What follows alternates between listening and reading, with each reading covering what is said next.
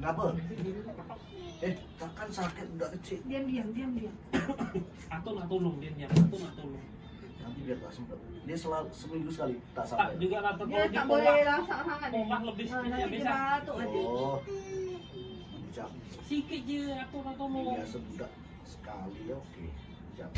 Tahan lagi. Dia ramai. Abang kan hebat, tahan, dak laki. Tahan sikit Kaki Aras, baik, aras, kaki aras. baik. Kaki tegak je dia diam. Atau nak tolong kan. Diam-diam Sempur budak cepat. Orang tua.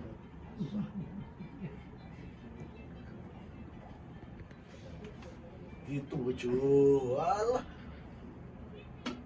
Nanti Jap. Nanti baring aja. Baring je. Belum bangun tak boleh tanu. Kenapa geli? Ya elah. Geli. Dan dia kaki jaga-jaga jangan tenang aku Tegak. Tegak dan diam. Biar tak sempet.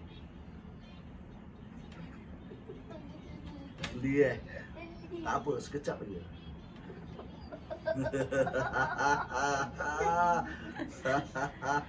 Sekejap. Kejap. Sekejap. Tak sakit kan? Tak sakit kan? Geli je. Sekejap. Kakinya turun nak.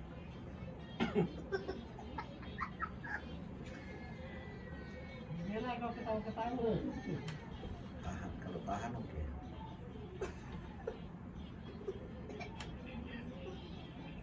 Diam.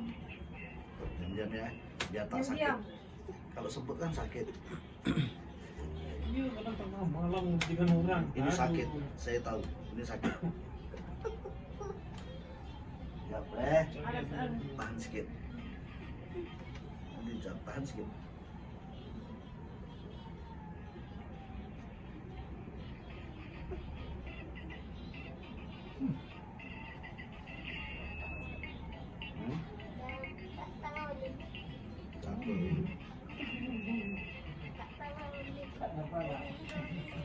Kasih itu tak boleh.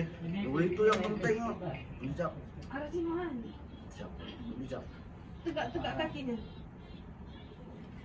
Tahan tak? Tahan. Kalau tahan memang oke. Ini memang ini tak boleh penat. Iyalah, memang. Ini pun tidurnya tak tentuan. Ini sakit ya? Geli. Tahu gak lu?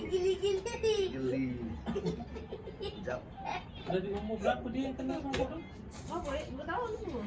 Dah 2 tahun. Jatuh Masuk hospital di paru bukuman. Oh. Betul terus datang sembut. Sampai sekarang. Kalau dipunya dekat Jap. leher itu lekuk lu, kompom tuh.